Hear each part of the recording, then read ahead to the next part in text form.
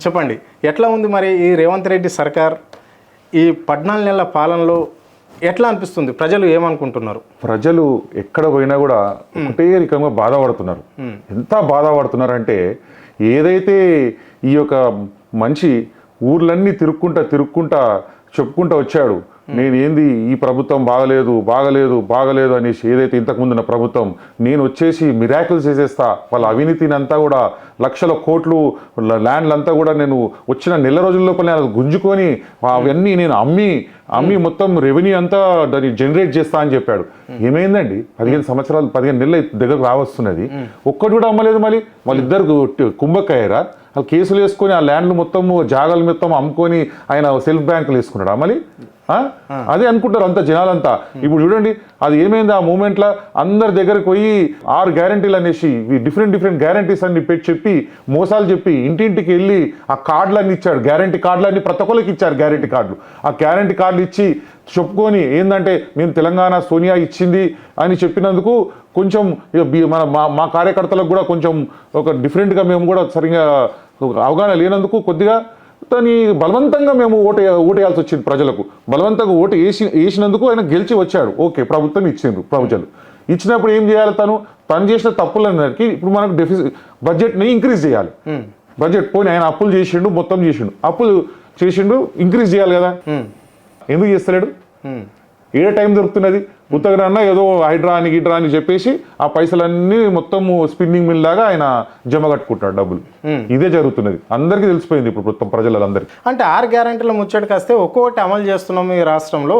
అంటే రైతు భరోసా పైసలు ఇస్తున్నాం, మళ్ళీ ఏకకాలంలో రైతులకు రుణమాఫీ గిడ చేసినాము, ఇప్పుడు మళ్ళీ ఇంద్రమ్మ ఆత్మీయ భరోసా ఇచ్చాము మొన్న, మళ్ళీ కొత్త ఇండ్లు కూడా కట్టిస్తున్నాం ఇంద్రమ్మ హౌసింగ్ అని చెప్పేసి, మళ్ళీ కొత్త రేషన్ కార్డులు కూడా ఇస్తున్నాం. మేము ఎక్కడైతే ప్రజలకు ఎన్నికల మేనిఫెస్టోలో మేము ఏదైతే పెట్టినామో ఏ ఒక్కటి కూడా మేము ఏగొట్ట ప్రయత్నం మేము చేస్తలేము.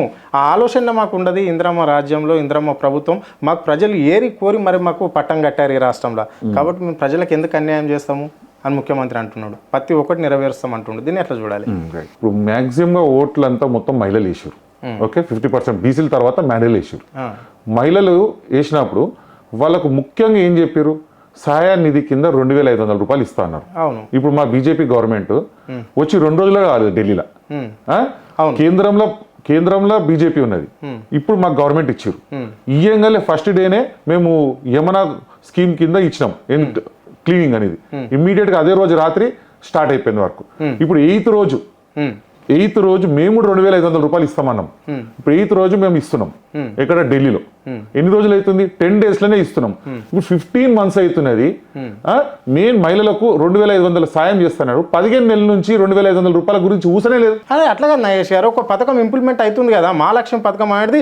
వాళ్ళు ఎప్పుడైతే సీఎం సిగ్నేచర్ పెట్టిండో December 7 తారీఖు నుంచి 9 తారీఖు నుంచి సోనియా గాంధీ బర్త్డే నుంచి ఆల్రెడీ కంటిన్యూ అయిపోయింది. ఇక్కడ ఈ రాష్ట్రంలో 15 నెలలు అవుతుంది. ఇక్కడ 2,500 కాదు, మా లక్ష్యం పథకం తోటి బస్సు అయితే ఫ్రీ సర్వీస్ ఉంది. ఇక్కడ బస్సులో కొట్లాడుతూనే ఉన్నారు వాళ్ళు లేడీస్ కి అంతా.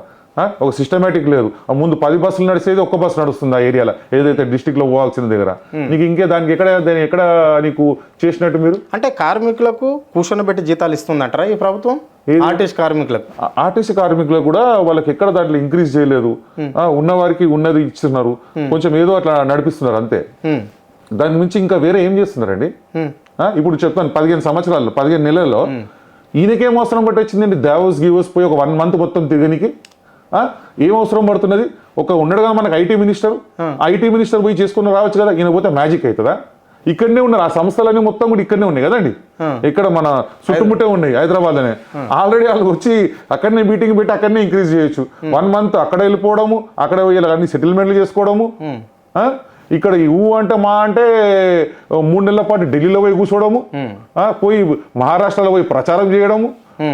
ఢిల్లీలో పోయి ప్రచారం చేస్తే ఢిల్లీలో ఏమైంది? కాంగ్రెస్ అయితే 0 అబద్ధాలు.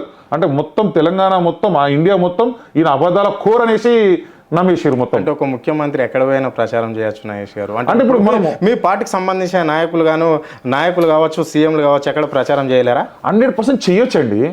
అసలు నువ్వు తెలంగాణకి ఏం చేయనప్పుడు నువ్వు ప్రచారం ఏం చేస్తావు? ఎట్లా అబద్ధాల ప్రపంచాన్ని ఎట్లా చేస్తావు? తెలంగాణకి ఎందుకు ఏం చేస్తలేడు? ఏం చేసిండు చెప్పండి మీరు. ఇప్పుడు చెప్తే ఇప్పుడు ఇక్కడ ఉన్న బిజినెస్ మ్యాన్స్, రియల్ ఎస్టేట్స్ ఎవరైనా కానీ కంప్లీట్ లా ఒక్క మూమెంట్ అవుతుంది, ఒక రిజిస్ట్రేషన్ అవుతుందా అండి?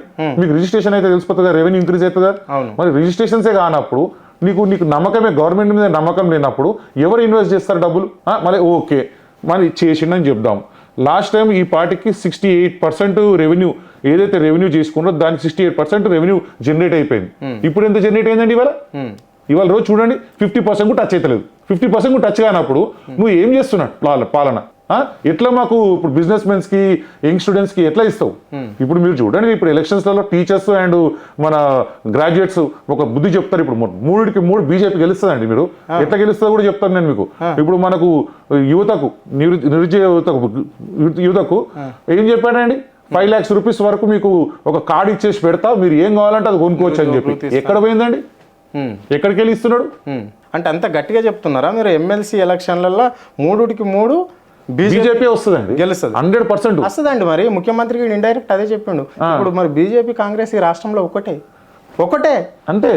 మీరు ఒక్కటి వినండి నాగేష్ గారు, అల్లరి పెట్టద్దు. ఒక్కటి వినండి మీరు. మీకు కరీంనగర్ లా ఏం చెప్పిండు ముఖ్యమంత్రి? ఏం మాట్లాడు?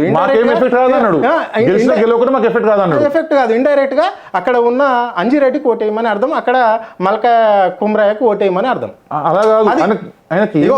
మీరు అనుకున్నా అనుకోకపోయినా, మీరు చెప్పినా చెప్పకపోయినా, యావత్ ఈ రాష్ట్రంలో ప్రజలు అనుకుంటున్నారు ఒకటే, కాంగ్రెస్ బీజేపీ పార్టీలు ఒకటే. ఇప్పుడు చెప్పండి మీరు చెప్పండి, మీరు వాస్తవం చెప్పండి. అక్కడ ఎమ్మెల్సీ ఎలక్షన్ లో బీఆర్ఎస్ అసలు పోటీలే లేదు. బీఆర్ఎస్ని టార్గెట్ చేసి మాట్లాడిండే తప్ప బీజేపీని అక్కడ టచ్ చేసి మాట్లాడినట్ల ఎక్కడ లేదు. ముఖ్యమంత్రి మాట్లాడతా లేడు గడ. మీరు గడ ఇంత హైడ్రా జరిగినా, మూసీ పక్షంలో జరిగినా, ఇంత ఎత్తున జరిగినా ప్రతిపక్షమైన ఇక్కడ బీఆర్ఎస్ పార్టీ మాత్రం ప్రజలకు అండగా నిలిచింది. సో ఇక్కడ బీజేపీ మాత్రం ఎలాంటిది కూడా ముఖ్యమంత్రికి వ్యతిరేకంగా ఎక్కడ కూడా చేస్తలేదు రాష్ట్రంలో అనేది నా వాదన కాదండి. అంటే ఇక్కడ రాష్ట్ర ప్రజల వాదన.